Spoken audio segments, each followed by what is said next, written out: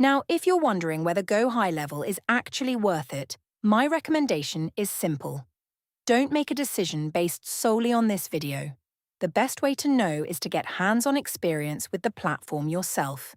To help with that, I've included a special trial link below. Instead of rushing through a short test period, you'll get a full 30 days to explore the software and see how it fits into your workflow. That means you can spend time building funnels, creating automation sequences, managing contacts, setting up calendars, launching marketing campaigns, and testing the tools that are most relevant to your business. A month gives you enough time to move beyond the basics and see what the platform is really capable of. Signing up only takes a couple of minutes. Click the link below, create your account, and follow the normal onboarding process. Once you're inside, you'll have access to the features you need to properly evaluate the platform. I've also put together a few bonus resources that come with the trial. You'll find everything listed in the description and pinned comment if you'd like to check them out.